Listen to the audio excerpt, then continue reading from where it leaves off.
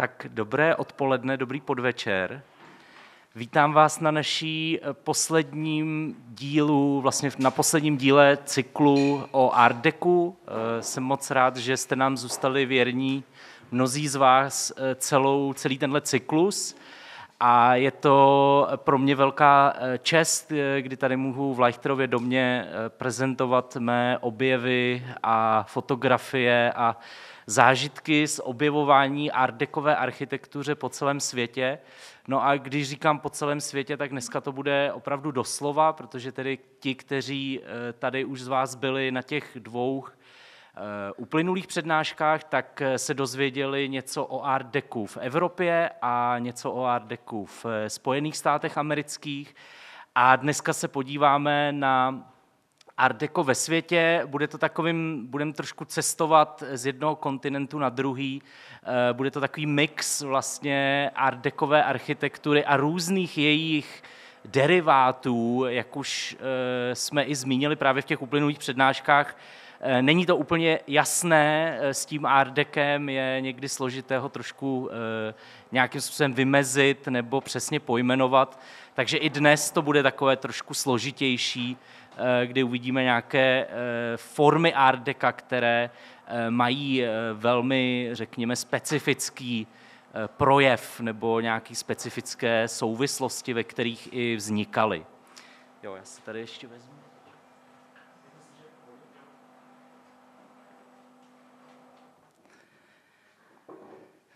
Tak a samozřejmě je to, jak už jsem říkal i minule vlastně u art deca amerického, je to vždycky založené vlastně na mých vlastních cestách a na mých vlastních fotografiích, takže jak nemám tak třeba ještě zmapované to americké art deco, tak samozřejmě to platí o světě ještě dvojnásob. Takže jsou to opravdu takové jako střípky, ale myslím, že velmi zajímavé. Tady jenom na úvod, tohle nejsou moje fotografie, to jsou místa, kde jsem ještě nebyl a kam bych chtěl někdy jet. A jenom chci tím ukázat, že to jsou stavby opravdu z celého světa. Všechny jsou art decové, všechny jsou, řekněme, z 20. a 30. let. A můžeme tady najít opravdu exotické, velmi rozmanité státy nebo oblasti. Když začnu úplně od zhora, tak to je Šanghaj. Třeba právě čínské město Šanghaj je, co se týče třeba toho asijského regionu, tak poměrně bohaté na art decovou výstavbu. Potom tady ten žlutý dům, který trošku možná připomíná třeba tady nedaleký palác Akropolis, tak to je Bombaj. To je takzvané Indodeco, neboli indické art deco. A konkrétně Bombaj je jedním z hlavních měst art deca, bych řekl. Dokonce ta celá čtvrť jedna, která byla postavena ve 20. 30. letech, tak je dnes na seznamu památek UNESCO. Tady máme Filipíny, Manila, takže Manila taky velmi zajímavé město, co se týče art deca, nejenom art deca. Pak tam ta vila, ta bílá vila, která je hodně taková streamline, je to vlastně ta proudnicová architektura, tak to je Indonésie. Takže i v Indonésii jsou úžasné stavby z 30. let. Pak tady ta National Tobacco Company budova, tak to je novozélandský Napier, nebo Napier, já přesně nevím, jak se to vyslovuje. To je město, o kterém se říká, že je jako jediné kompletně art decové. Bylo to vlastně, je to menší město na Novém Zélandu, které vzniklo opravdu v jeden moment, vznikalo na přelomu 20. a 30. let a vlastně je opravdu kompletně autenticky zachované právě v art decovém stylu. A dokonce se tam konají takové festivaly art deca, takže je to jedna z takových mek. No a ten dům tady úplně nejníž, tak to je takzvaný pub, to je vlastně hotel spojený s hospodou, což je taková klasická, řekněme, britská typologie, ale byla hodně právě v art decu zasazena do australského, řekněme, urbanistického vývoje, takže těchto podobných art decových staveb najdeme v Austrálii celou řadu, dokonce jeden fotograf udělal takovou právě celou knížku, kdy mapoval vyloženě vlastně tady ten typ art decových stavbek, ty puby nebo ty restaurace a hotely. Takže tohle je opravdu mezinárodní plejáda. Vidíme, že vlastně pokaždé vždycky to art deco, jak už jsme zvyklí, nebo jak už jsme viděli v těch předcházejících přednáškách, tak je velmi rozmanité a je to opravdu takový lexikon vlastně architektury 20. 30. let. A ještě vlastně s tím světovým přesahem, tak je to samozřejmě vždycky definováno nějakým tím lokálním kontextem. A my začneme v Jižní Americe, a to konkrétně v Argentíně. Argentína byla ve 20. letech 7. nejvyspělejší zemí světa. Vydělala peníze především na vývozu zemědělských produktů, hlavně obilí. Ve 20. letech dokonce prý předčila třeba Spojené státy americké v exportu obilí do Evropy. A na tom opravdu ta země vydělala obrovské peníze a Argentína 20. let a potažmo Buenos Aires jako hlavní město, tak bylo to opravdu město prosperity, kam hlavně tedy na přelomu 20. a 30. let směřovaly kroky řady evropských imigrantů, kteří tam hledali podobně jako ve Spojených státech amerických lepší život a nové příležitosti. A opravdu Buenos Aires to je město, o kterém se říká, že to je Paříž Jižní Ameriky, proto mě vlastně vždycky tohle město strašně lákalo, takže pro mě to byla první destinace v Jižní Americe, nebo vlastně v celém v tom americkém regionu. A je to město, které má neobyčejný šarm, takových starých časů ještě, takových zašlých starých časů. A art deco a vlastně modernismus nebo racionalismus 30. let tak je opravdu velmi přítomný v tom městě.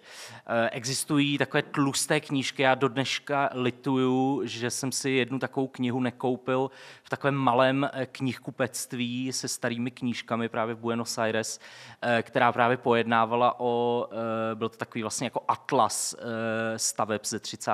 let po celém Buenos Aires. Doufám, že tu knížku ještě někde objevím.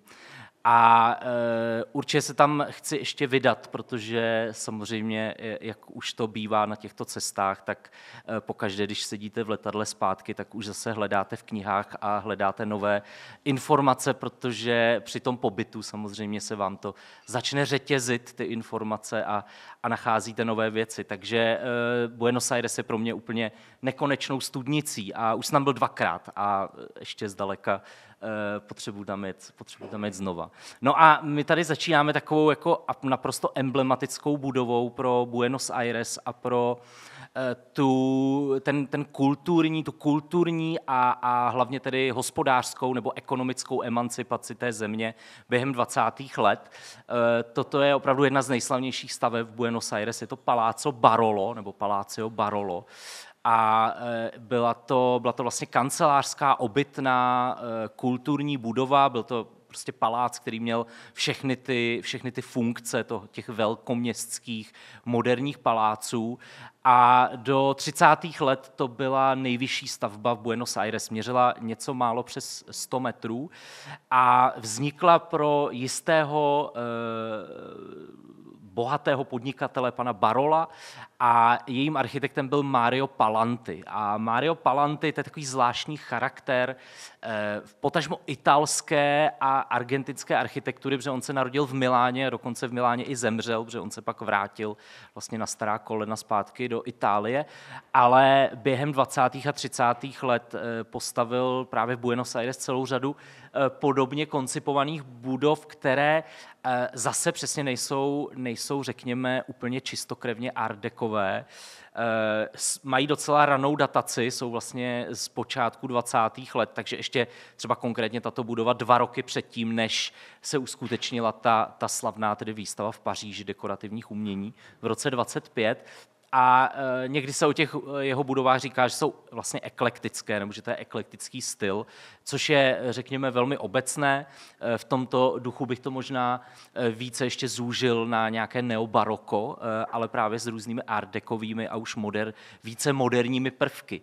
No a Palazzo Barolo je zvláštní tím, že Mario Palanti byl tedy, jak jsem řekl, italský architekt a on si do té Argentíny přinesl nějakou svoji italskou identitu a celý ten palác chtěl vystavět vlastně ve spojení vlastně na původní italskou kulturu a celý ten palác je vystavěn na základě Danteho Božské komedie. Jestli znáte trochu tohle dílo, tak ono má 3 části. Je to část pekla, očistce a ráje a vlastně Mario Palanti tyto 3 části tohoto díla tak vlastně aplikoval do podoby designu jednotlivých pater. To znamená, že asi prvních 10 pater je peklo a pak, když stoupáte dál, tak jste najednou v očistci, to je nějakých dalších několik pater a potom vlastně tam je ta věž, která na jejíž úplně vrcholu je maják, taková vlastně lucerna, takový opravdu takový jako skleněná kopule. A to je tedy ten ráj podle Maria Palantiho. Ono to trošku ukazuje na určitou takovou až utopičnost té doby, nebo vlastně ten extrémní vlastně ekonomický rozmach té země a těch lidí, kteří tam tu ekonomickou budovu, ekonomickou prosperitu budovali. No a já se ještě tady k té budově vrátím až za chvíli, když budeme mluvit o Montevideu v Uruguayi, což je tedy sousední stát s Argentínou. A ještě vás na ní jednou upozorním, protože tam vznikla jedna budova, která na ní navazuje. No a když si právě třeba kouknete na různé průvodce o Art Decu v Buenos Aires, nebo když si vyhledáte na Google Buenos Aires Art Deco, tak vám vlastně jako jedna z prvních budov vyjede Edificio Cavanach, což je naprostá legenda, je to takový vlastně Empire State Building Jižní Ameriky. Je to budova, která je výšková. V tom roce 1934, když byla dokončena za pouhých 14 měsíců, což je neuvěřitelné, jak se v té době rychle stavělo, tak byla právě nejvyšší budovou Jižní Ameriky, překonala vlastně ten palác Barolo. No a tato budova má zase ten příběh je přesně o tom bohatství té společnosti, která tam vznikala. Celou vlastně majitelkou nebo klientkou této budovy byla Corina Cavanach. Byla to emancipovaná dáma, která prý prodala 2 ranče a za to si postavila vlastní mrakodrap. A myslím, že to teda byla neuvěřitelná jako dáma. A sama bydlela v bytě, který byl zhruba někde ve prostřed, který vlastně měl opravdu půdorys, nebo byl velký na celý ten půdorys té budovy. To byl vlastně celý byt, jedno celé patro tohoto mrakodrapu. No a jinak samozřejmě ty byty pronajímala v této budově byla celá řada naprosto neuvěřitelných bytů vlastně od tehdejších architektů navržených, právě také v art decovém stylu, ale v podstatě nic víc se moc nezachovalo. A pak existuje takový drb, nebo taková jako legenda, nebo dneska se říká urban legend, že se měl na určitých interiérech v této budově podílet Jean-Michel Franck.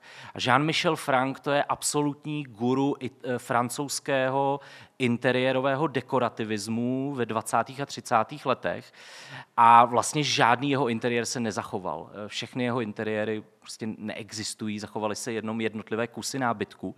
A on někdy v roce 36, 37 tak emigroval právě do Argentiny a dělal tam různé projekty, měl tam firmu, měl tam své studio a docela se mu tam dařilo, protože samozřejmě tam byly peníze a Není potvrzené teda, jestli dělal nějaký projekt právě v Edificio Kavanagh, ale určité prvky v lobby této budovy, kterou bohužel nemám nafocenou, tak by tomu možná i nasvědčovaly. No a opravdu jako to centrum Buenos Aires je takový malý Manhattan, jestliže Edificio Kavanagh je Empire State Building, Buenos Aires, tak i to centrum má, řekněme, takové, jako mělo ambice být opravdu tou velkou metropolí, tak jako Buenos Aires má přes 10 milionů obyvatel, možná více tedy s nějakou tou aglomerací, 15 milionů. Takže je to opravdu velké město, jsou tam ty bulváry, které vlastně byly stavěné na základě nějakého pařížského modelu té Haussmannovské Paříže. A pár takových výškových artdekových staveb tam najdeme. Takže tohle je Walter Mell, další architekt, který byl vlastně emigrant, byl to Němec, takže hodně Němců, hodně Italů bylo v Buenos Aires a je to kancelářská stavba, byly to kanceláře a tady takové prvky, vlastně, které se zachovaly v tom lobby. Vidíme tady velmi podobné materiály, které jsme viděli u těch amerických mrakodrapů minule. Je to hlavně ta nyrosta, ten vlastně nerezová ocel ve spojení s různými kameny. A tady je teda neuvěřitelný detail toho svítidla z alabastrového kamene, krásně vlastně je tak tenký ten kámen, že prosvítá, dělá velmi zajímavý efekt. No a tady je další budova, taková vlastně poslední z toho tria těch výškových budov, to je tedy Comega Building, nebo Edificio Comega, od této dvojce architektů Joselevič a Dulet a rok 34. No a tady vidíme, že už se jedná poměrně o takovou jako velmi racionalistickou stavbu bez dekoru, takže už to patří vlastně, nebo už to art deco se tam opravdu transformuje do něčemu, co bychom řekněme funkcionalismus. A v lobby, tam je velmi zajímavé lobby, které má zase tu aplikaci těch ocelových plátů. Tak a tady to je třeba budova, kterou jsem našel úplně náhodně. Samozřejmě, když chodíte, tak najdete toho nejvíc.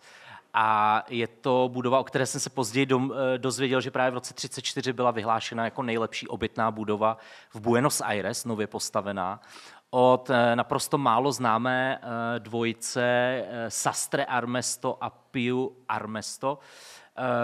A je to budova, která, řekněme, vypadá velmi podobně jako funkcionalismus v Evropě. Takovéhle stavby bychom našli i tady v Praze s těmi zaoblenými křivkami. A už se spíše jedná zase o nějaký takový ten jako streamline, moderné, tento proudnicové art deco, ale v této budově je naprosto neuvěřitelné lobby, které patří vůbec k svým nejoblíbenějším. Já bych chtěl jednou udělat knížku třeba jenom o těch vstupech do těch domů z různých zemí. A opravdu tohle lobby je možná pro mě vůbec to nejoblíbenější. Ono je takové jako kinematografické. Mně připadá, jak kdyby se tam mohl natáčet film s Adinou Mandlovou a s Oldřichem Novým, nebo opravdu je to taková ta vlastně opravdu až jako filmová, hollywoodská architektura s tím sloupem, vlastně s těmi no a tady schodiště, které vede. Samozřejmě také se tam projevuje ten styl paquebot, který ve francouzštině se tedy říká paquebot, a to je ten vlastně styl těch zaoceánských parníků, nebo vlastně inspirace lodním designem, který taky ve své době byl samozřejmě velmi aktuální. No a tady jenom takový pár detailů, třeba další lobby, ale tady jsem ještě bohužel nezjistil architekta, a lobby, kde jsou takovéhle neuvěřitelné zase neuvěřitelná alabastrová svítidla s mosazí a zasazená zase v těch barevných mramorových kamenech.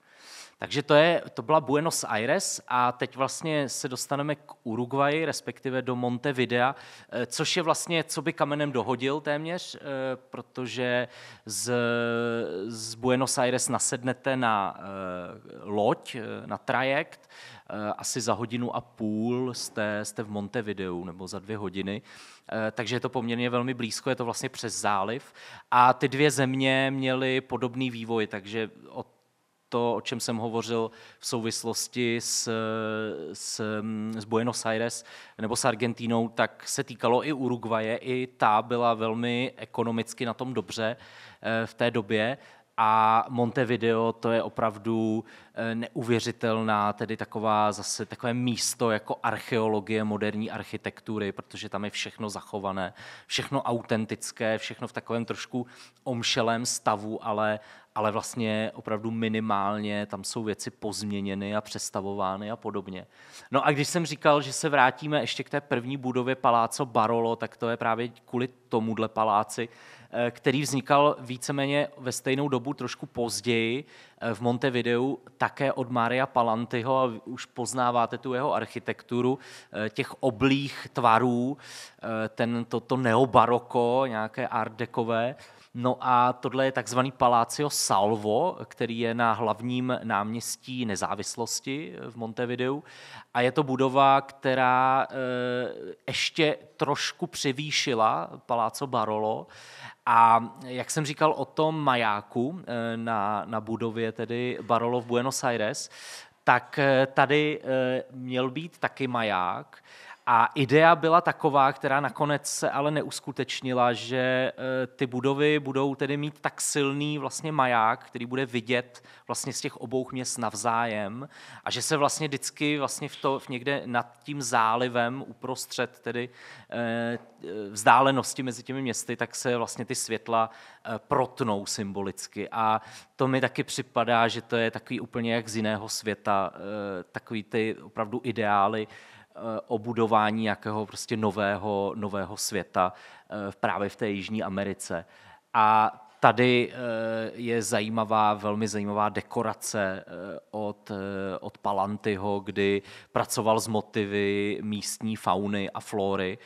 Tohle je teda jedna ukázka krokodýla nebo nějakého kajmana, ale má tam celou řadu dalších. Vlastně má tam třeba i pavouky a takový brouky a medúzy a mořské živočichy a opravdu jako velmi zajímavé dekorativní motivy.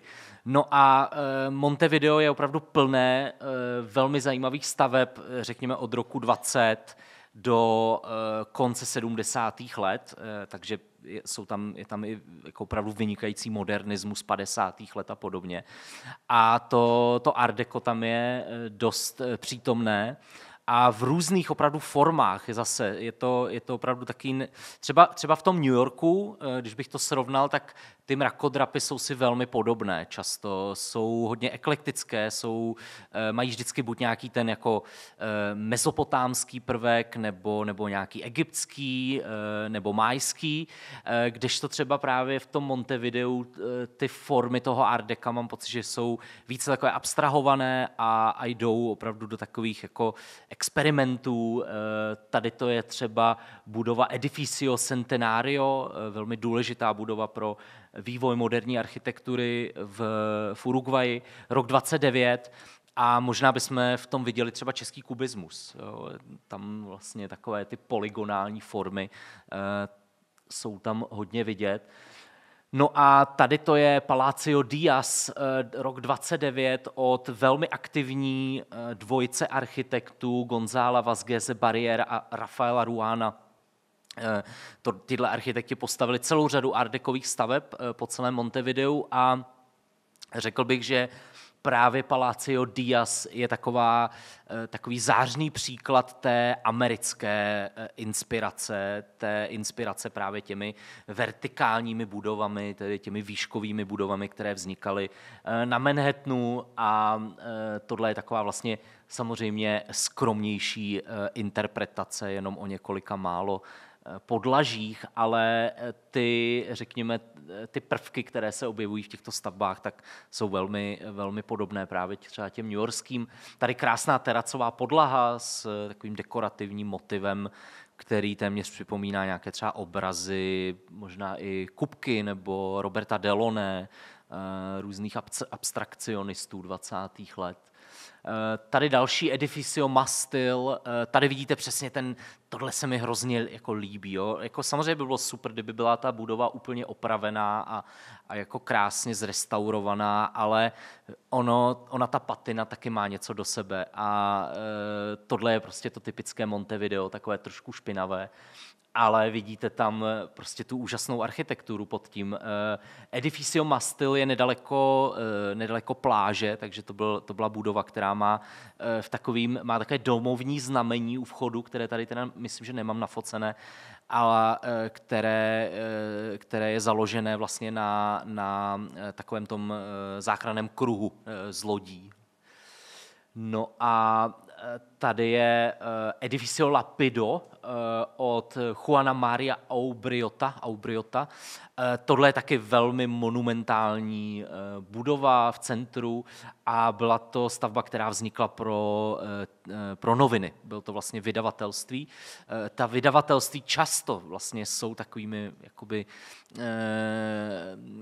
podniky, které vlastně stavěly zajímavé stavby, které byly vlastně nadčasové, které byly progresivní. A tady už můžeme vidět, že Art Deco vlastně mizí ve prospěch právě toho streamlinového, naprosto už vlastně abstrahovaného stylu. V podobném duchu, ale tady ještě přece jenom právě ta dekorace se objevuje, je to Edificio Tapie od Francesca Vazqueze Echeveste, další, tedy poměrně dost aktivní architekt v Montevideu a tady vidíme krásné právě art decové, streamlinové detaily jeho vstupních hal, tohle je v Edificio Tapie a pak tady ještě takovýhle detail velmi, velmi povedený. Zase takové budově, kterou jsem třeba našel úplně náhodou. Co se týče objevování architektury v Montevideu, tak je to skvělý, protože tady mi zůstala bílá barva popisky. To je Newton Laconish, architekt, o kterém bych se asi nikdy nedozvěděl, kdybych tam nejel, protože jsem si všimnul, chodíte po městě, chodíte po centru Montevidea a všímáte si zajímavých staveb. A dobré na tom je, že podobně třeba jako v Belgii, tak i právě v Montevideu nebo i v Buenos Aires, tak je spousta budov signovaných. Přímo vlastně z té doby jsou to vlastně signace přímo těch architektů, kteří se tam jakoby podepsali na to své dílo. Často tam je třeba i jméno inženýra, takže nejenom architekt, ale i stavitel tam je napsaný. A najednou jsem si všiml, že asi už na 4 nebo 5 budovách jsem viděl jméno Newton Laconish. A tak jsem si něco o tom začal hledat a v podstatě jsem toho moc nenašel. Ale dozvěděl jsem se, že to byl zase německy, tedy mluvící architekt, takže německý emigrant, který byl velmi aktivní a třeba najdete takovéhle dveře, které jsou teda, myslím, že úplně zase esencí Art Deca.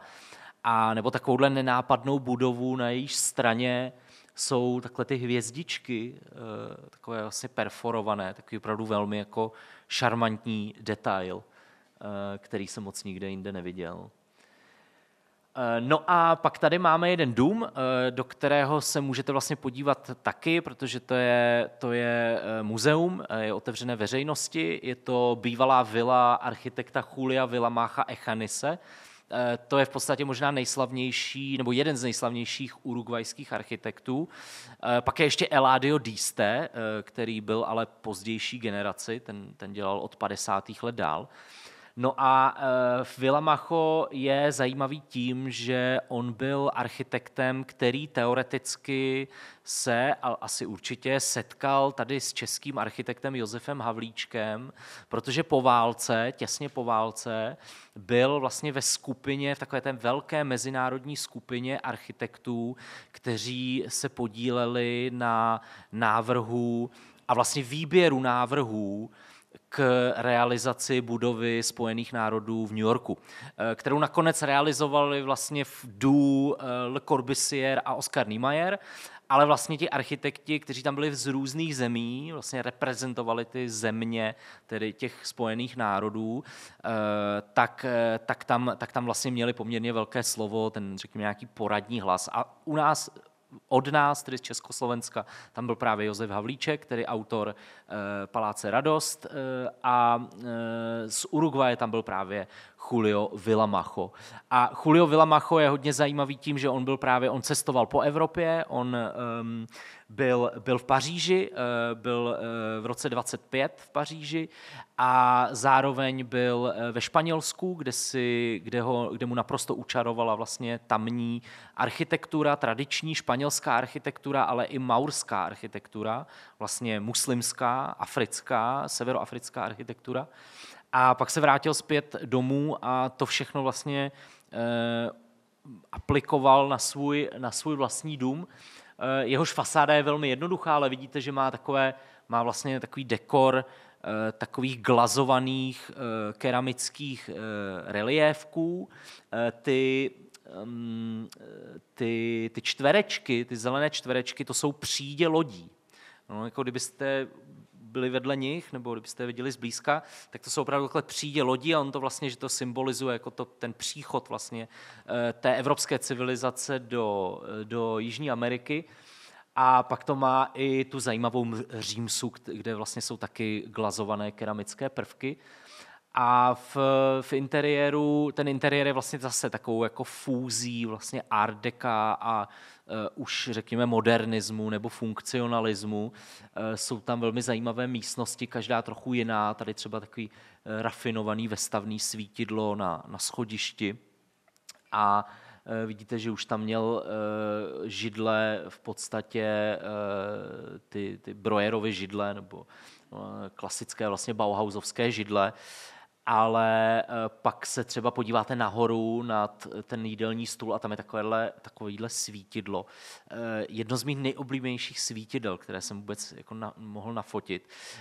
Všimněte si, tady je krásně vidět, že Julio Villamacho měl také zkušenosti s šperkařským řemeslem. On se jako mladý trochu šperkařiny učil a tady je vidět, že vlastně v tom svítidle, kde použil takové skleněné kuličky, vlastně, tak má to opravdu takový jako charakter vlastně nějakého světelného šperku. A pak tam je takový budoár, který je tedy par excellence art decový s tou krásnou vestavnou pohovkou, která má opravdu ten charakter toho francouzského, toho vysokého art deca, velmi elegantní. No a pak vlastně během pobytu v Montevideu, a to bych byl velmi smutný, kdybych se dozvěděl až potom, ale měl jsem ještě šanci rychle vlastně to poslední den tam objevit nebo navštívit stavby jistého Jorge Capraria.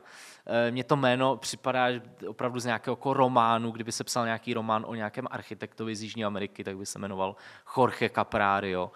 A on tedy stavěl už později, on vlastně začal před válkou, postavil vlastně takový vlastně trh nebo takovou budovu jakési tržnice. Ta bohužel byla zbourána relativně nedávno, asi před 15 lety, ale zachovaly se některé jeho obytné stavby, které, já jsem to sem dal, ale to, jestli to patří do art deca, to už je na diskuzi tedy odborníků. A mně přišly ty stavby tak jako ulítlý, když to řeknu v uvozovkách, že to art deco tam jako pořád trochu vidím. A je to takzvaný Edificio El Indio, neboli obytná budova Indián. A tady vlastně vidíte tu fresku, která je na té hlavní fasádě. A to není freska na fasádě, to je vlastně prořízlá fasáda. Ta fasáda má 2 vrstvy a ten Indián, který jede na koni, tedy s lukem, tak je opravdu perforovaný tou fasádou. Takže je to taková freska, která se ve tmě rozsvítí, protože zatím jsou světla a vlastně vytváří takovou světelnou, luminescentní vlastně kresbu na té budově, což mi přišlo naprosto neuvěřitelný.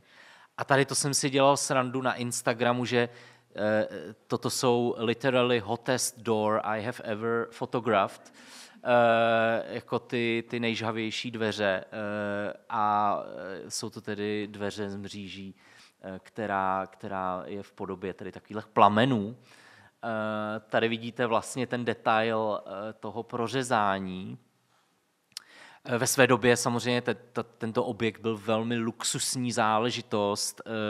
Ta prosperita v těch obou zemích, jak v Argentíně, tak v Uruguayi, tak vlastně přetrvala do těch 40. vlastně během války. Tam válka nebyla. A pak to tam začalo trošku jako kolabovat s těmi diktátory a různými jako vojenskými převraty a podobně.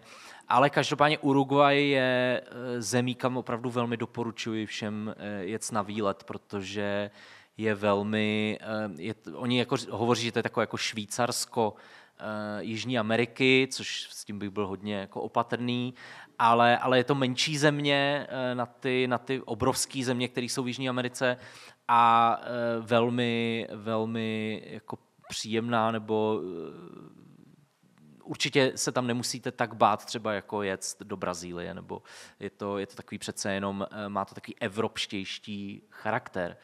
No a tady pak ještě jsem se dozvěděl, že manželka Jorge Capraria byla malířka a dekoratérka a tam mu malovala vlastně různé prvky, takže tady je taková namalovaná rozeta lustru, kde už ten lustr není, jak vidíte, ale nevím, co tam bylo za lustr, za svítidlo, ale každopádně zajímavá věc, až taková zvláštně surrealistická, nebo má to takový velmi maníristický charakter. No a tady to je budova hnedka vedle a ta taky má tedy už spíše ty parametry nějakého toho streamline moderne a uvnitř je takovýhle vstup, kde jsou zase takovéhle fresky a jsou tam citáty nebo respektive verše od jednoho velmi slavného urugvajského básníka. Jehož jméno teď si nespomenu, jmenuje se myslím Zorio, nějak Zorio něco, můžu dohledat a on vlastně použil ty jeho verše, které jsou o dívce, která se obklopuje motýly, nebo jsou tam motýly a je tam dívka a celá ta budova se jmenuje Edificio Mariposas, což znamená budova motýlů. Tak, Brazílie, tam toho moc nemám, se přiznám, já jsem byl jenom v São Paulu a tam mi to hodně chybí. A i když jsem byl v São Paulu už dvakrát, tak jsem spíše mapoval architekturu 60. let, která tam je samozřejmě mnohem zajímavější a má mnohem jakoby větší kvalitu. Ale to Art Deco samozřejmě tam je taky, takže tady jenom takový jako rychlý přehled. Edificio Santa Elisa v downtown São Paulu.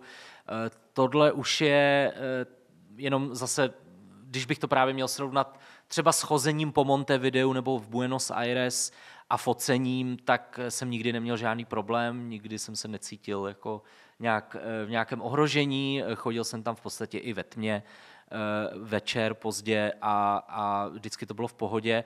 No ale v São Paulu už bych takhle nechodil, takže v São Paulu v centru města pokaždý vždycky s nějakým místním kolegou. Tady mě provázel jeden architekt polského původu, který vlastně učí na univerzitě a měli jsme asi takový jako 3-4 hodiny po centru São Paula a společně jsme tedy fotili věci, takže tam už je dobrý, když fotíte, tak je někdo u vás a kouká trochu. No a tady vidíte nádhernou zase práci s abstrahováním podlah, jo, ty podlahy. Terrazzo, prostě to terrazzo je opravdu materiál, který umožňuje tady ty krásné dekorativní formy a všimněte si i těch oken, které jsou velmi zajímavě dělené, velmi netypicky. Takže tohle je opravdu takový ty motivy toho jazzy, toho stylu jazz, nebo jazzy style, jak se tomu říká, nebo zigzag modern, to tady vidíme. No a pak je to Gregory Varchavčík, kterého by asi možná řada mých kolegů by mi řekla, nebo by si ťukala na čelo, proč ho dávám do Art Deca, protože Gregory Varchavčik je první brazilský modernista, jo? Opravdu architekt, který stavěl opravdu už, řekněme, v tom bauhausovském duchu, ale já jsem ho sem zařadil kvůli jeho interiéru. Gregory Varchavčik se narodil v Oděse na Ukrajině, emigroval a vlastně postavil první brazilský modernistický dům vůbec v historii a ten se jmenuje Casa Modernista. A já jsem tam loni jsem tam měl možnost se dostat a oni jsou dvě Casa Modernista, protože on postavil ve stejném roce 2 ty domy, takže oni vlastně jsou souběžně. Ten jeden je otevřen veřejnosti a ten druhý ne a já jsem celou dobu myslel, že jdu do toho druhého, do toho teda, co je otevřen veřejnosti, ale šel jsem do tohodle, kde normálně bydlí lidé a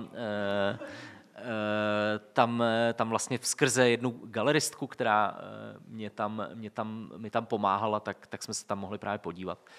A Varchavčik on byl zároveň developer, byl to vlastně podnikatel, takže on zároveň ty stavby sám developoval, pak je prodával. A opravdu je to, jakoby, on stavěl ještě před Niemeyerem, jo, jako pár let ještě před Oscarem Niemeyerem, nejslavnějším brazilským architektem.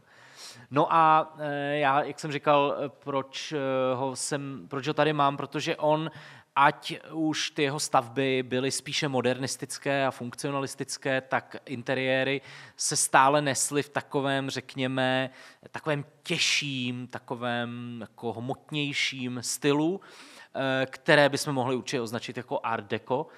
A bohužel z těch interiérů se toho tolik nezachovalo. Co vidíme tady, tak je takový jako kompilát nějakých starých kusů, které se tam zachovaly a pak různých reedits jeho nábytku, který vlastně se vyrábí do dneška pod nějakou licencí jeho rodiny.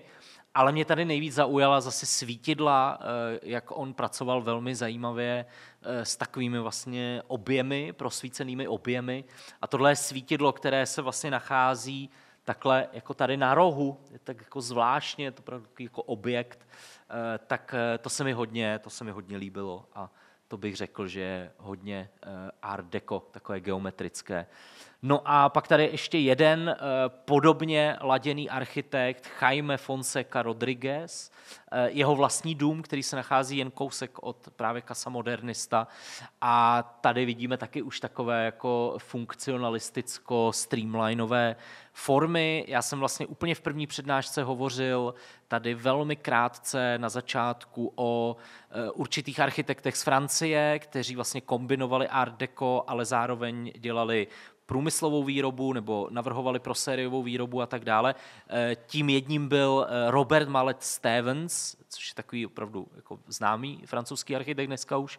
A řekl bych, že tohle je takový jako brazilský Mallet Stevens. A tady ještě jedna taková zase americká záležitost, tedy zase z brazilského nebo z downtownu São Paula, Altino Arante Building, zase svého času jedna z největších budov Jižní Ameriky, asi největší tedy do, myslím, že poloviny 50. let.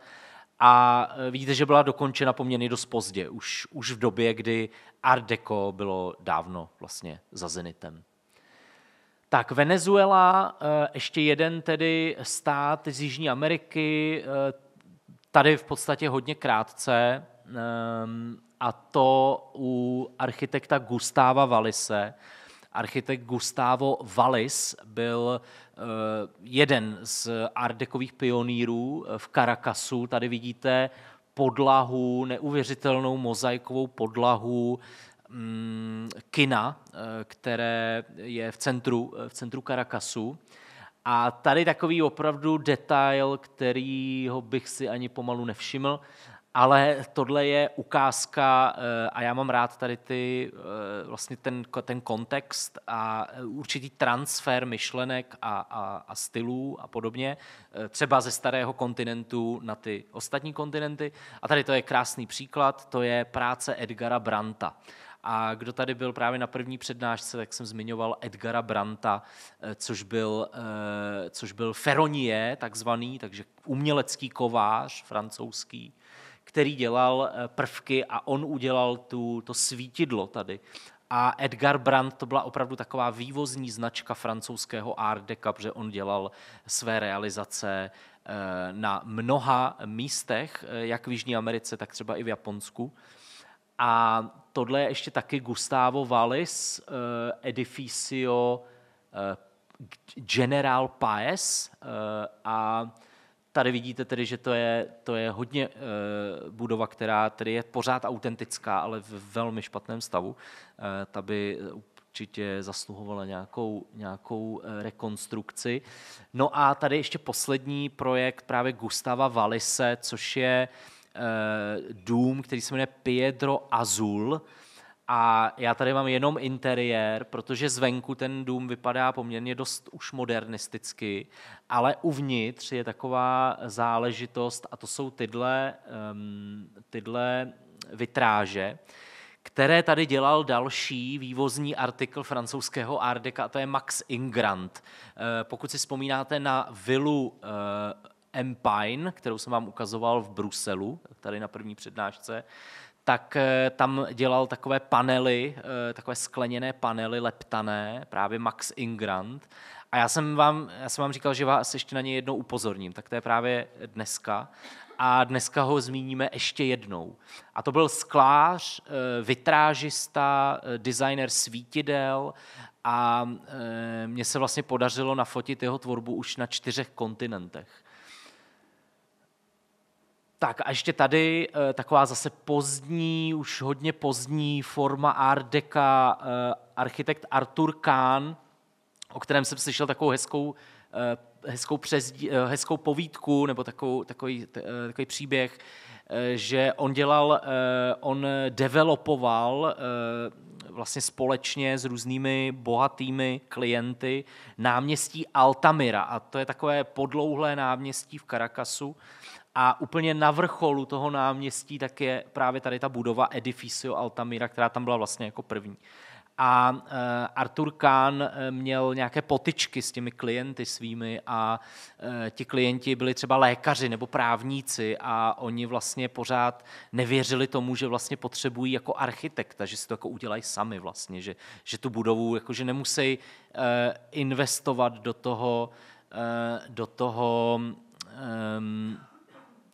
toho návrhu. A on jim vždycky nějak prý lakonicky jako odpovídal, no taky byste nechtěl, abych vás operoval. Jako, a taky bych chtěl, jako nebo aby mě operoval lékař a ne architekt. A takže to byl takovej architekt, který pak vlastně rozvinul tam celou vlastně čtvrť právě v Caracasu v takovémhle podobném stylu. A zase vidíte, že zvenku ty stavby už jsou poměrně dost moderní, modernistický, ale uvnitř ten vkus těch klientů přece jenom byl třeba ještě konzervativnější, takže to zůstává v těch intencích právě art deca. A my jsme tedy si projeli zatím Jižní Ameriku a teď se podíváme trochu do Afriky. Afrika to je obrovská, má to obrovský potenciál pro mě, jako pro člověka, který jezdí za architekturou, tak to je jako spící drak, nebo jak bych to přirovnal k něčemu takovému, protože já jsem tedy byl v Africe pouze ve 3 zemích a to bylo Maroko, Tunisko a Egypt. A celá Afrika je neuvěřitelně zajímavá, co se týče modernistické architektury a samozřejmě i art deca. A mým takovým opravdu jako už dlouho mým snem bylo podívat se do Casablanky. A tam jsem tedy se dostal těsně před covidem na konci roku 2019. A byla to teda zatím moje jediná cesta do Maroka a byl jsem tedy pouze v Casablance. A proč v Casablance? Protože já jsem už před mnoha a mnoha lety si koupil takovou knihu, která se jmenuje Casablanca Architectural Ventures. A to je taková bychle tlustá, kterou napsal naprostý jako pro nás takový guru pro historiky architektury Francouz Jean-Louis Cohen. A Jean-Louis Cohen to je takový největší expert na Le Corbusiera, on napsal o něm celou řadu knížek, ale samozřejmě se věnoval i jiným tématům a já jsem si koupil tuhle knížku kdysi dávno. Ještě jsem vlastně ani nevnímal, že je od nějakého Jean-Louis Cohena, protože mě zajímalo to téma hlavně, té Casablanky. A ležel jsem prostě v té knize. A trvalo mi to dost dlouho docela, než jsem se tady do té Casablanky opravdu dostal. No ale já jsem mezi tím potkal Jeana Louis Cohena v Melbourne. Představte si, že navštěvujete dům úplně na druhém konci světa, dům Robina Boyda, takového slavného australského architekta. A byl jsem tam na prohlídce já a Jean-Louis Cohen. A to prostě to je něco jako pro vědce potkat prostě Einsteina jako najednou vedle sebe. Takže jsem se s ním seznámil a dokonce potom jsem si s ním i korespondoval a on mi dokonce poslal třeba nějaké kontakty, které jsem pak později využil a podobně. Takže to bylo krásné setkání, no a bohužel Jean-Louis Cohen loni, anebo už to je předloni, je to nějakou dobu, bohužel nás opustil, už tedy nežije. Ale všem doporučuju prostě jeho knížku o Casablance. To je opravdu jedna z nejlepších knih o architektuře, která v podstatě existuje. A jestliže jsem mluvil o Buenos Aires jako o Paříži Jižní Ameriky, tak Casablanca si myslím, že je Paříž Afriky. A je to opravdu město, které Jean-Louis Cohen popisuje jako město světel a kinematografie, nebo kin prostě a divadel. Bylo to město, které vlastně ve 30. letech, ve 20. a 30. letech v podstatě jak si okupovali Francouzi. Byl tam vlastně jakoby francouzský protektorát a oni tam samozřejmě přinášeli západní způsob života a samozřejmě západní vkus a západní vymoženosti. Takže Casablanca vznikala jako přístav, jako velmi důležité ekonomické centrum, ale vlastně jako zábavní centrum pro ty Evropany, pro ty Francouze, kteří vlastně tu zemi nějakým způsobem spravovali a v roli architektů ji stavěli. A bylo to město, které bylo opravdu velmi moderní ve své době, plně elektrifikované, byly tam prostě veřejné prostory, které měly už opravdu velmi moderní standardy a byla tam právě ta kina, byla tam kultura. A mě tohle vlastně fascinovalo a samozřejmě dneska, když přijedete do Casablanky, tak ten vibe je trošku jiný. Zase už to je řekněme, ta patina těch starých noblesních časů a opět jako třeba v tom Montevideu, tak musíte trošku se prostě probrat těmi vrstvami toho prachu a těch nějakých nánosů občas, ale pak objevíte neuvěřitelné skvosty a opravdu jako Casablanca je prototyp takového moderního města, takže bylo navrhované opravdu tím moderním způsobem velkých bulvárů a art decová architektura, a to už jsme si řekli vlastně několikrát během tohoto cyklu, je architektura, která často čerpá inspiraci z nějakých lokálních kultur nebo vlastně naopak exotických kultur.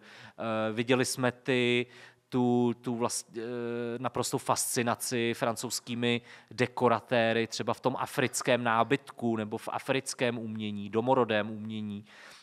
No a v té Africe nebo v té Casablance, tak tam vlastně ty prvky byly pro ty francouzské architekty jak lokální, tak exotické. Takže oni je samozřejmě automaticky nebo přirozeně používali.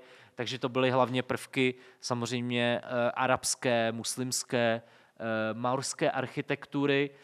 jak je to třeba vidět tady na té stavbě obytné od architekta Gresslina. Velmi jaksi divoká, až taková divoká zdobnost. No, pak ještě než se dostaneme k jednotlivým budovám více, tak ještě jedna velmi jako velký monument nebo taková důležitá stavba, katedrála v Casablance od francouzského architekta Paula Tournona, který se zabýval stavbami právě kostelů, dělal ve 30. letech v Paříži, má neuvěřitelné kostely. Báro, pamatuješ, jak jsme byli? Jeden z jeho kostelů jsme našli úplnou náhodou v Paříži, když jsem pořádal exkurzi za Corbusierem. A já jsem vlastně jeho jméno do té doby moc neznal a pak jsem si uvědomil, a on vlastně taky stavil tu katedrálu právě v Casablance. Bohužel jsem nebyl uvnitř, ale vidíte, že to je to je opravdu jako spojení nějaké jako pseudogotiky a vlastně té arabské architektury, hlavně těch perforovaných zdí, vlastně, které mají různé ty arabské obrazce založené prostě na nějaké matematice a geometrii. Pak to jsou právě ty kina. Těch tam je celá řada. Já tady vlastně mám teda jedno, hlavně pak ty kina se stavily už později, hlavně v 50. letech. Ale tady to je Pierre Jabin, kino Rialto, velmi známé kino, právě takové ikonické. A oni tady v těch kinech, když tam jdete dneska, tak oni tam pouští ten film Casablanca. Vlastně tam jsou prostě plakáty, takže si tam jako můžete prostě zaletět do Casablanky, podívat se na Casablanku. Což by přišlo úplně nejvíc romantický. A vůbec jako architektem, který byl nejaktivnější v tom období 20. 30.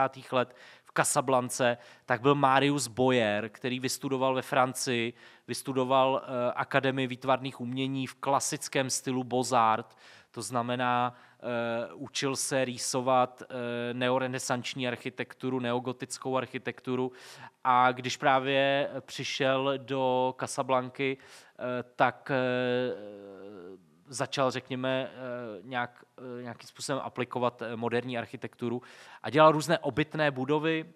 Tady to je třeba Levi Bendayan Building.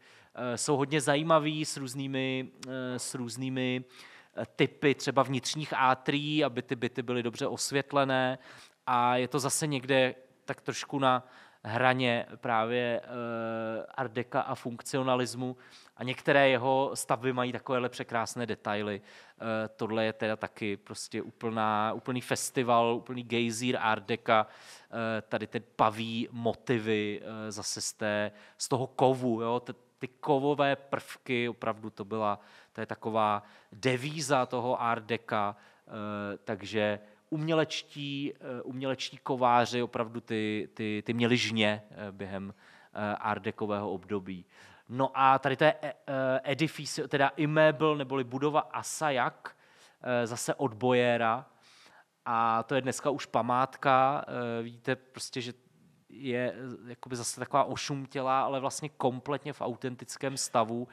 A tady on opravdu se jako zabýval takovým tím tou architekturou, která byla aktuální ve Francii té doby a to je přesně zase ta symbioza něčeho staršího a něčeho novějšího. To jsou takové 3 věže.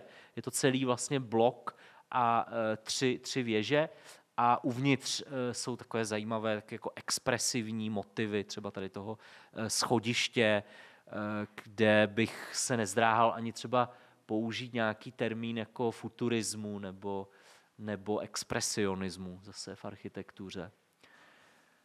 Tady to je takzvaná shell building, protože dneska to je tedy hotel, jak vidíte, ale je to budova, která původně byla administrativní budovou firmy Shell a vznikla v roce 1934 a možná bych ji tady třeba v českém kontextu srovnal s budovou paláce Fénix od Josefa Gočára a Bedřicha Ermana.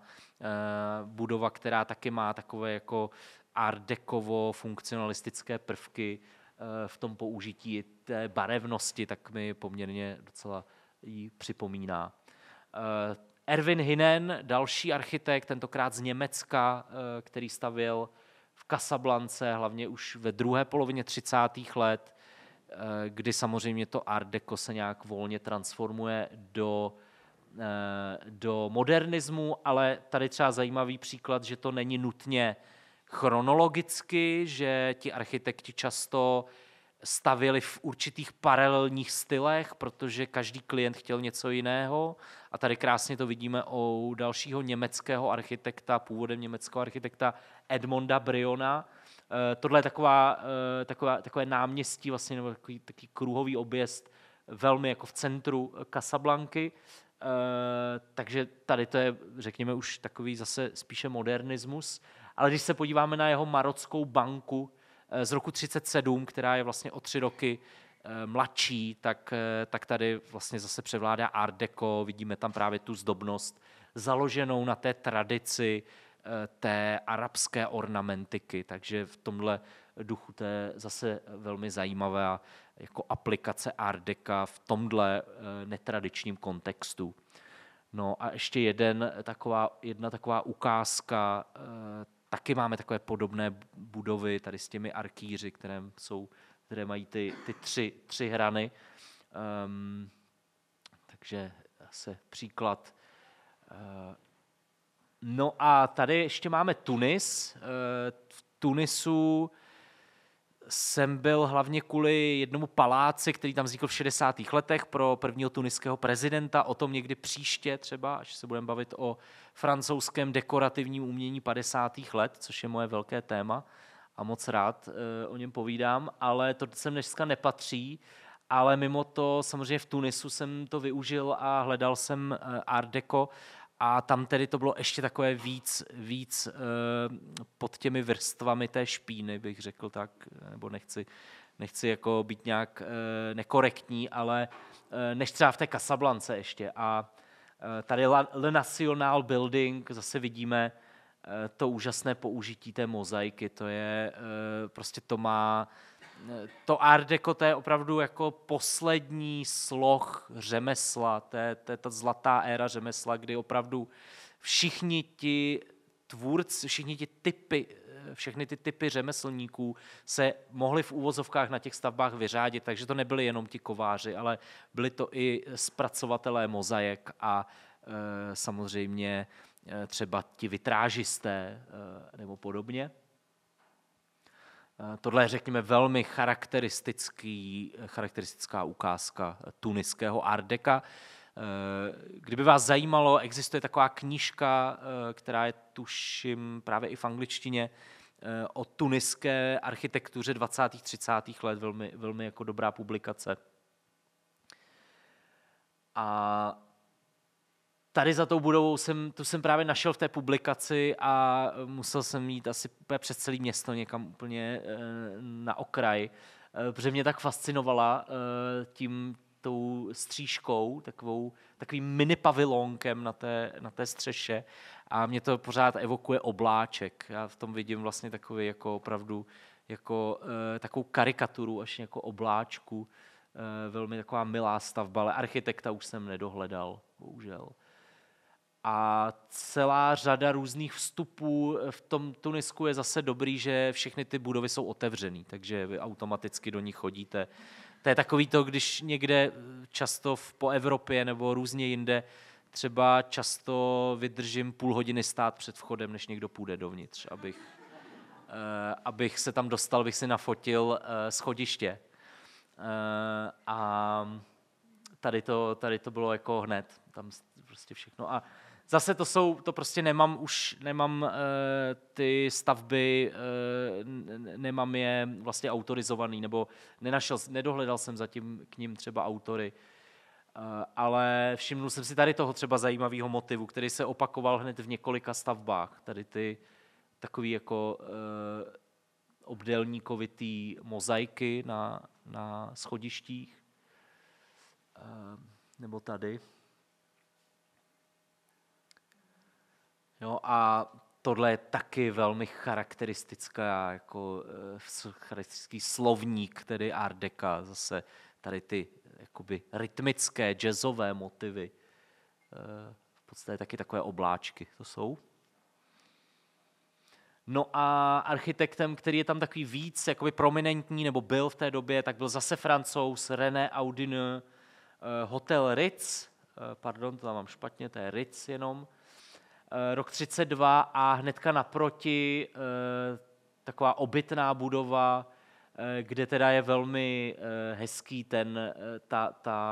ta věž s těmi hodinami a tam jsou zase ty klasické prvky toho streamlinového art deca, to jsou vlastně ty horizontální, vždycky třeba 3 nebo více nějakých horizontálních linií, které se tak jako zaseknou vlastně do té hmoty a akcentují právě tu horizontalitu, tu dynamiku vlastně té stavby těch linií. A tady zase velmi, ta stejná stavba, zase René Audie a zase tady ty kruhové motivy. No a tady vila, kterou by klidně právě mohl navrhnout třeba ten Robert Mallet Stevens, o kterém už jsem hovořil. Pokud vás to zajímá, tak si určitě o něm něco najděte. Má neuvěřitelný domy.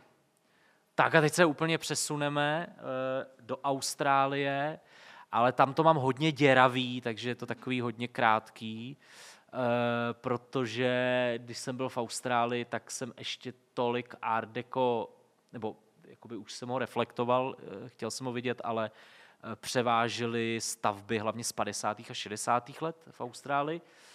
Ale jak Sydney, tak Melbourne jsou, řekl bych, opravdu taky takové, jako podobně jako Montevideo, nebo podobně jako ta Casablanca, nebo jako ta Bombay, kterou jsem třeba zmínil, nebo Šanghaj, nebo Paříž, tak řekl bych, že hlavně tedy Melbourne z těch dvou tedy hlavních australských měst nebo největších, tak jsou to taky taková centra vlastně art deca. Tady ukázka zase toho grandiózního amerického stylu art deca, těch výškových budov, Grace Building v Sydney, která má takový vlastně jako neogotický prvky. Taky jsme říkali, že vlastně ta eklektická architektura tam má taky místo. No a tady to je památník Anzac od jednoho z největších art decových architektů v Austrálii, Bruce Delit.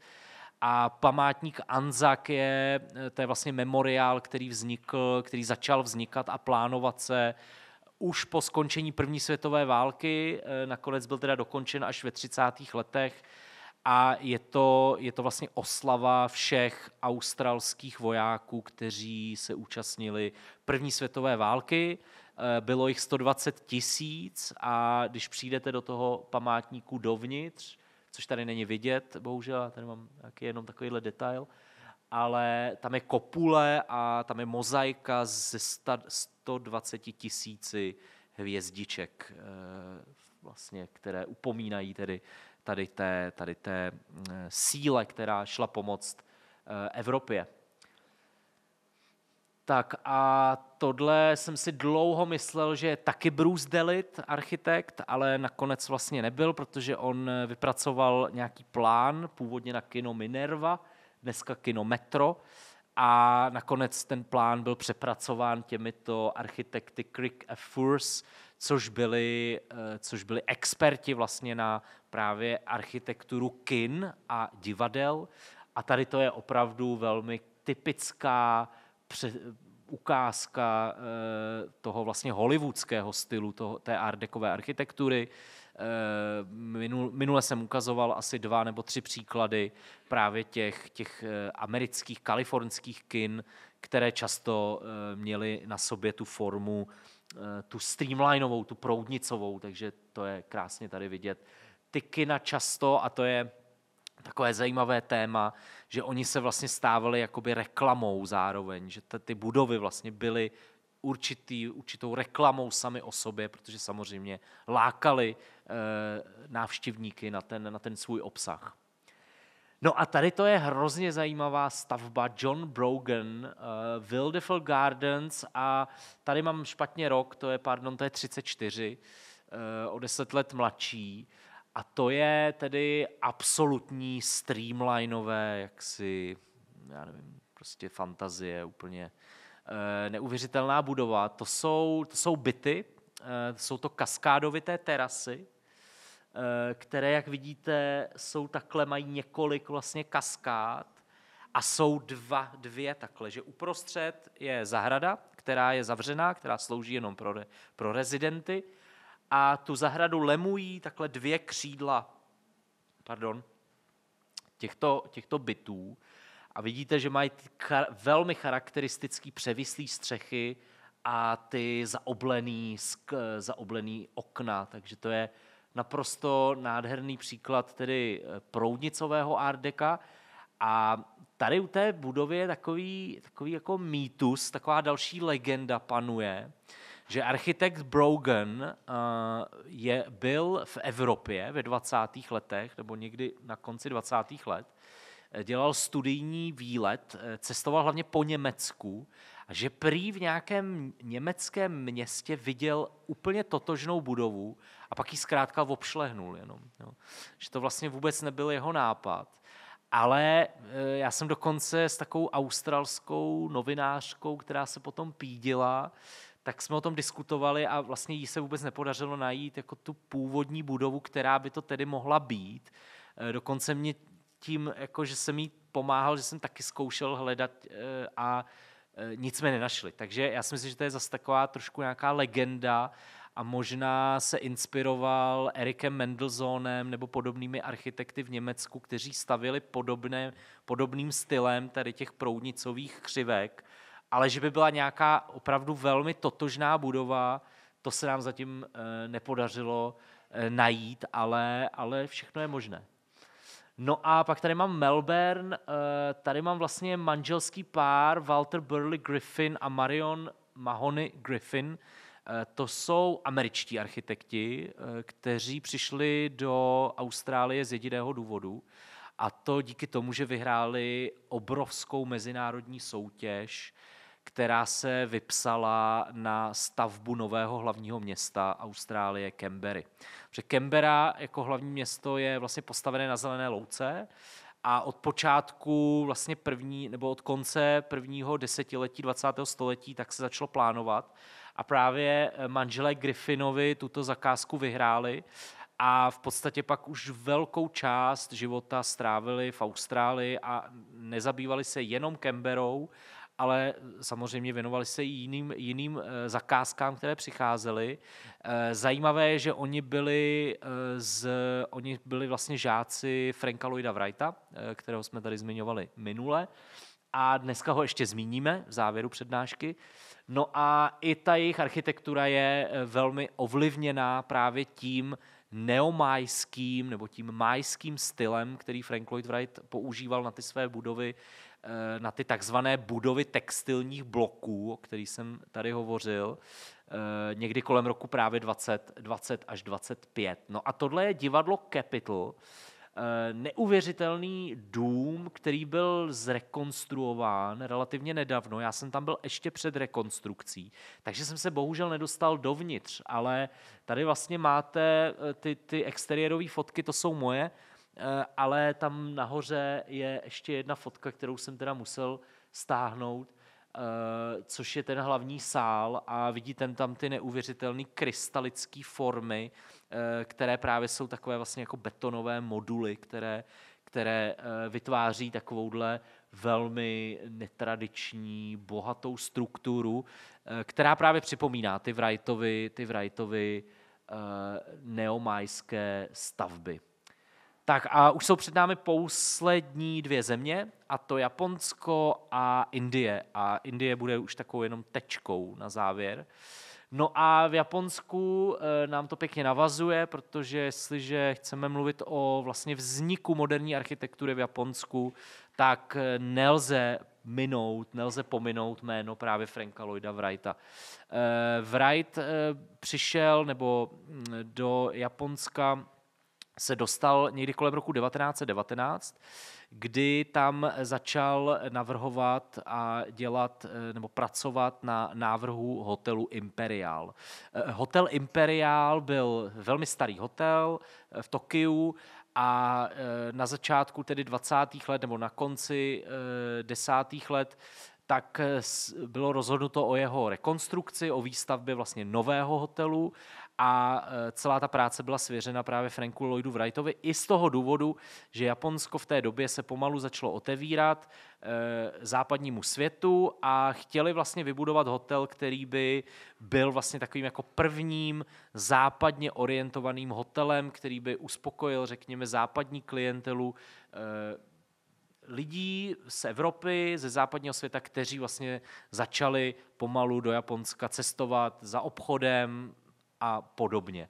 No a Frank Lloyd Wright tady ten projekt navrhl, bohužel hotel Imperial už neexistuje, ten byl zbořen v 60. letech za velkými i jakoby na úkor tedy velkých protestů celé vlastně jakoby historie nebo architektonické komunity světové. Ale co je zajímavé, v roce 1923, když byl dokončen, tak přežil takovéto obrovské zemětřesení, které bylo právě v roce 23 v Tokiu, které zničilo poměrně jako většinu města a ten nový hotel, který byl čerstvě dokončen, tak vlastně přežil, odolal tomu zemětřesení. No ale z toho důvodu, že Wright tedy pracoval na tom projektu nějakou dobu, měl tam celý svůj tým, v kterém zajímavost v tom týmu, a možná řada z vás to ví, tam byl český architekty a to byl Antonín Raimond, rodák z Kladna, který vlastně který byl takový trošku gauner, protože vykradl kasu spolku architektů a za ty peníze odcestoval do Ameriky, aby začal pracovat u Franka Lloyda Wrighta, což se mu podařilo a Wright ho vyslal do Japonska a tam se staral vlastně o ty projekty. No a pak se samozřejmě ani nepohodl s Wrightem a v Japonsku zůstal a využil příležitosti a stal se vlastně jedním z pionýrů japonské architektury. Ale to je jakoby jiný příběh, ale je tady teda česká stopa i. No ale ten Wright tam udělal několik dalších projektů v Japonsku a je to především tato škola, kterou udělal ještě před tím, než byl Hotel Imperial dokončen. To je takzvaná Jigakuen School. Byla to škola, která byla vlastně, kterou si objednali manželé, kteří se snažili o reformu tehdejšího vzdělání a udělali dívčí školu. Byla to dívčí škola, která vlastně měla být založena na nějakém západním typu vzdělání a měla emancipovat ženy ve vzdělání. A proto si objednali Wrighta jako světového mezinárodního architekta. No a tu školu dneska můžete navštívit, je otevřena veřejnosti a je to teda naprosto, jako je to skvost. Řekl bych, že tady to Art Deco jsme trošku, řekněme, to Art Deco je trošku vzdálenější tady k těm Wrightovým realizacím v Japonsku, než to, co jsme viděli minule, co dělal právě v Hollywoodu nebo v Los Angeles, ale řekněme, určité art decové prvky se tu objevují. Spíš bychom použili termín prérijní styl, protože takzvaný prairie style byl takovým dalším jako trademarkem vlastně Franka Lloyda Wrighta, hlavně tedy v Chicagu a v Illinois, kde stavěl domy, kterými chtěl zvýraznit charakter té krajiny, té prérijní krajiny, takže hodně horizontální stavby. A on přinesl prérijní styl do Japonska, jo, takže trošku jako nekontextuální, ale zase to spojil i s nějakými místními vlivy, třeba v používání dřeva a podobně. Ta škola byla plně vybavená, měla svoji menzu, měla prostě ubytování, třeba částečné pro ty dívky a je skvělá.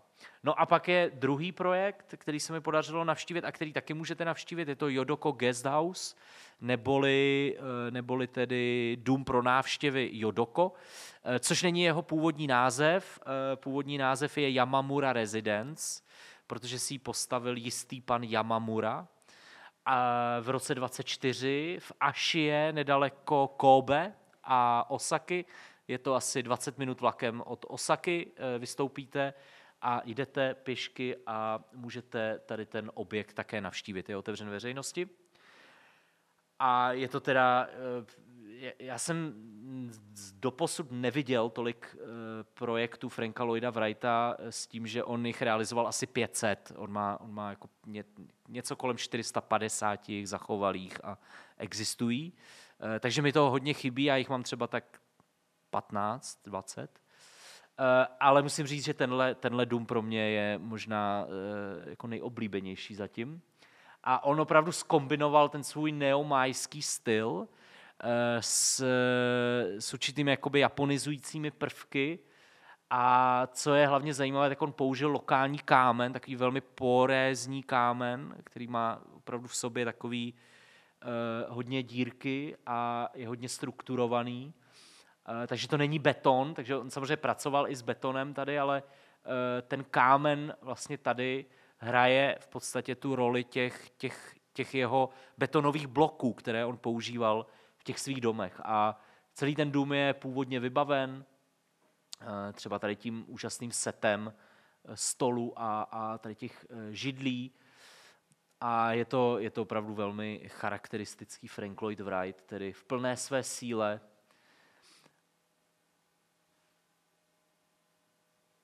Takže vřele doporučuji. No a vlastně ještě neskončíme. Ale máme tady 2 další velké vývozní artikly, opět to zdůrazňuji, francouzského art deca. A to je jednak rezidence prince Asakura, to je špatně. Já se omlouvám, jsem trošku... je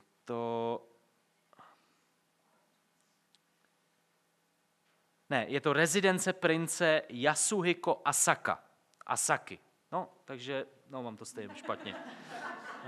Yasuhiko Asaka, což je velmi kontroverzní osobnost. Já nevím, jestli ho znáte z historie. On je v podstatě zodpovědný za nanjingský masakr, za stovky tisíc čínských obětí. On vyloženě nařizoval vojákům zabíjení civilistů a podobně. Takže to byl opravdu nemoc dobrý člověk asi. Prostě generál, vojenský imperialista.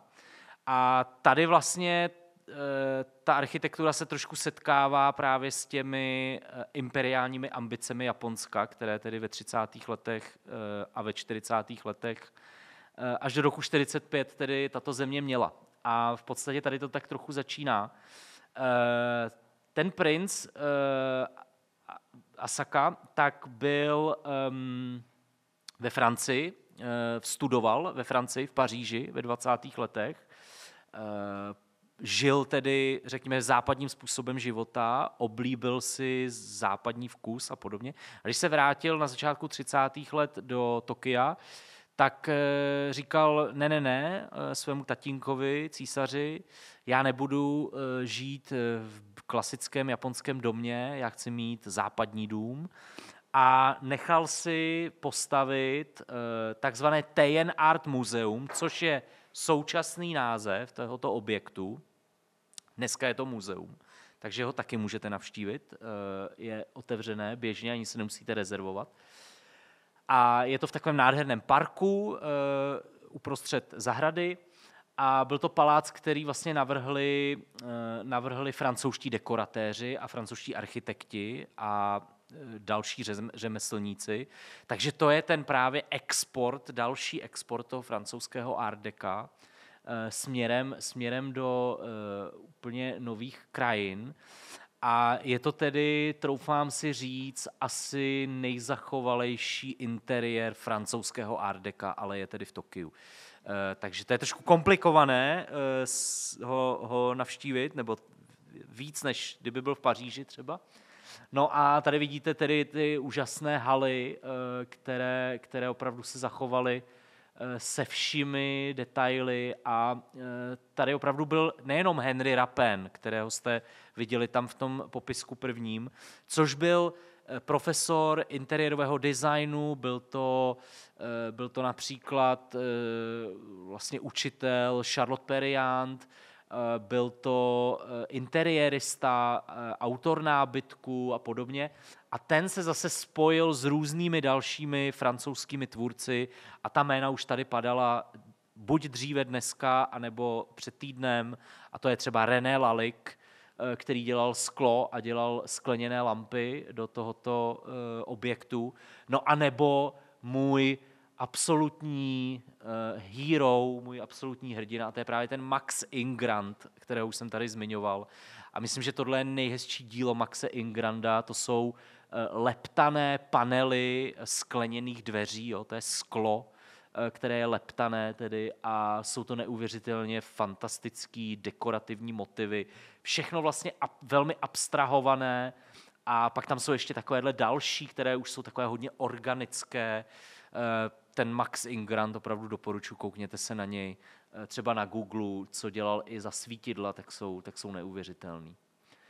No a pak tady mám už takový jenom maličký příklady dalších staveb, který třeba se mi podařilo nafotit, třeba v Kyotu, radnice od Koichi Takedy a Shinichika Nakano, ty bych si opravdu nezapamatoval, radnice z roku 1931, kde se ozývá právě ten Wrightův styl, zase takového toho jako neomajského revivalu, ale tady vlastně aplikovaného v takové už trochu jenom formální podobě, bez nějakého kontextu, protože řekněme, že májové nebo májská inspirace v Japonsku už je trošku jako absurdní, ale vlastně tím, jak tam byl ten Wright, tak to tam spopularizoval a nějakým způsobem to tam je a jsou tam i takovýhle detaily vtipný.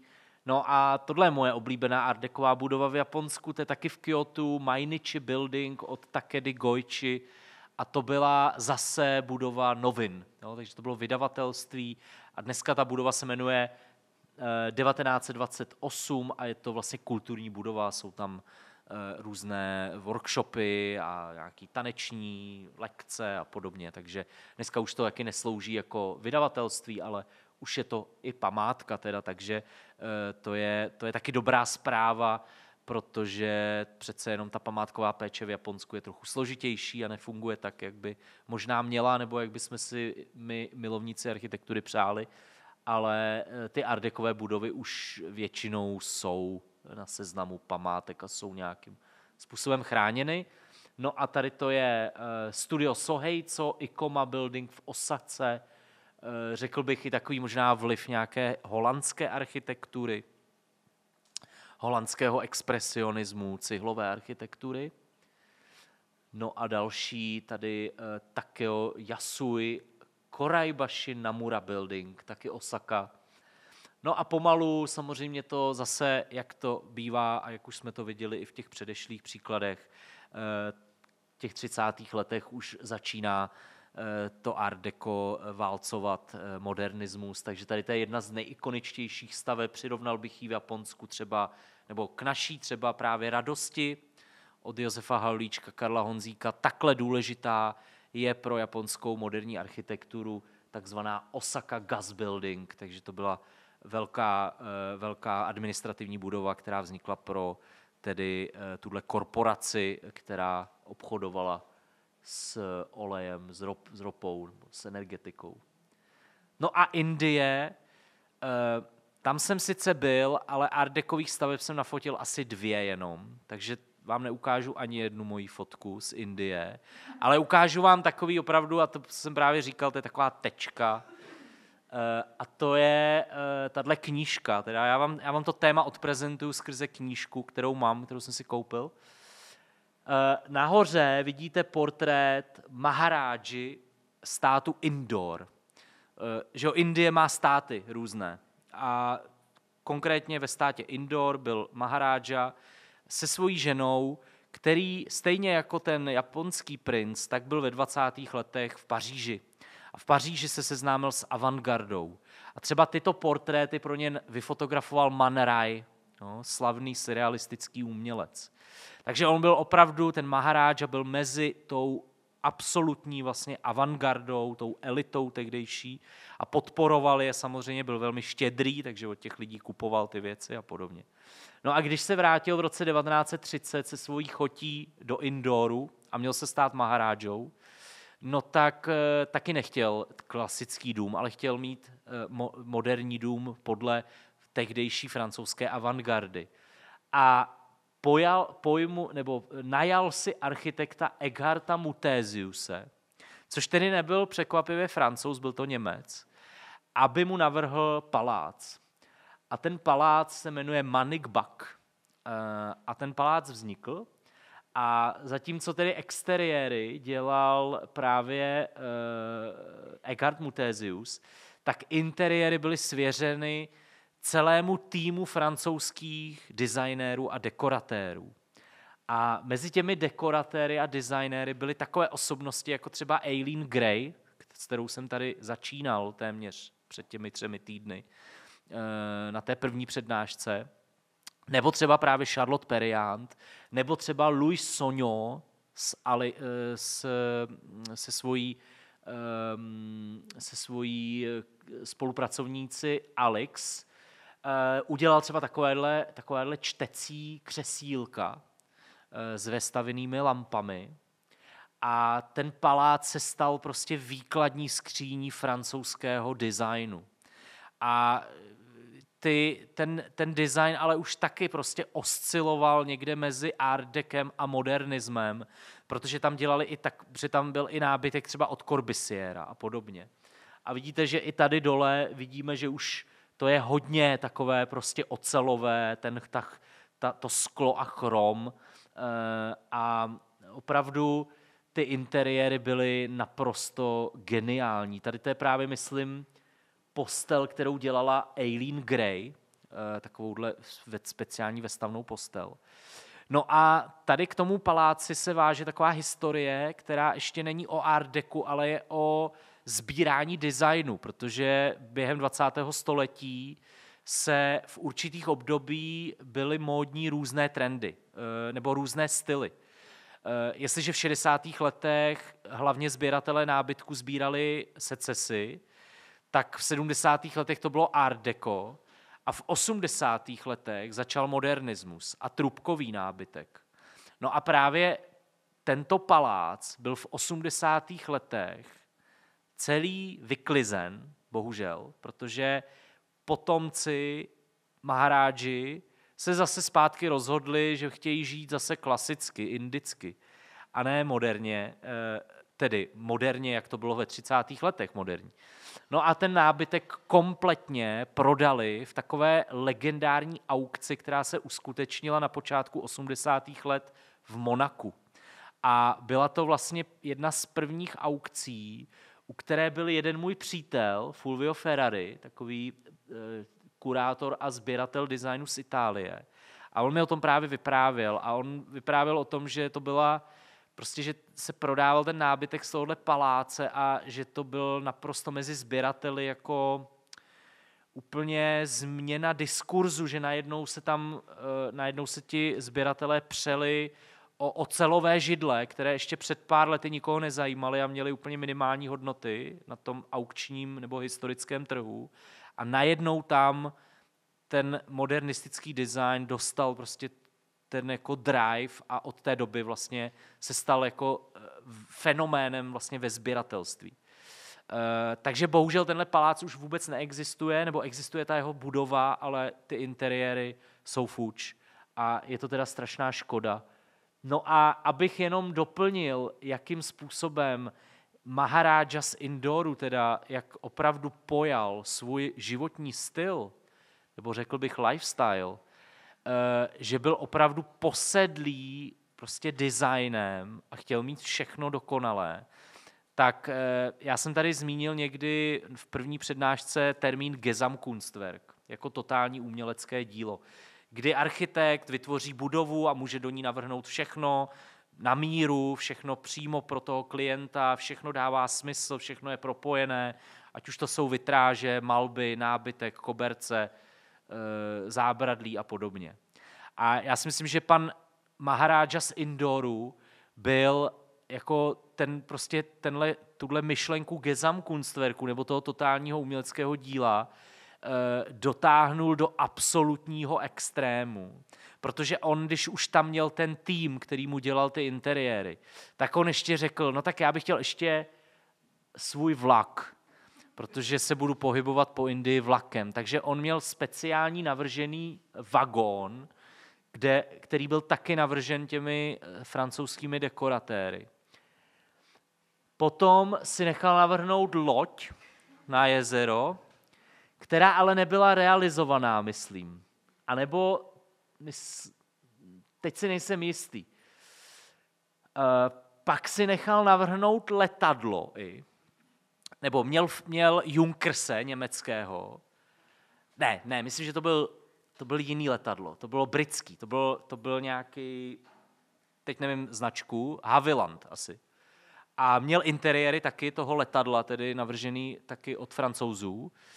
A to tady nemám, ale co pak měl ještě? Jo, je to tady. Tak to je to letadlo. A nahoře měl karavanu do džungle, když jel lovit tygry. No. Tak měl dva karavany, které prostě mohly roztáhnout bivak a tam vlastně on mohl jakoby mít velmi luxusní prostě přespání na svých loveckých dobrodružstvích.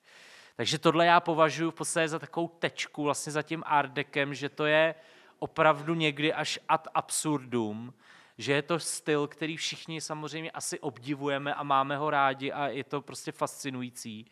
Na stranu druhou se odehrával úplně v jiných společenských, sociálních sférách, na které možná, kdyby jsme v té době žili, tak by jsme vůbec neměli a byl by to nějaký úplně jako svět, který byl pro běžné lidi absolutně vlastně nedostupný a úplně někde daleko.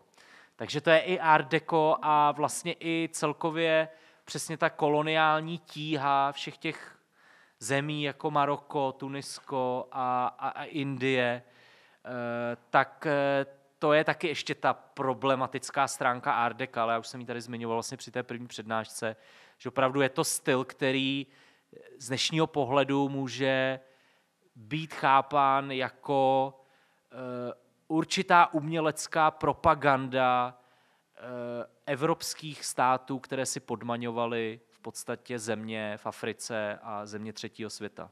Takže i tak se na to musíme koukat. Děkuji za pozornost.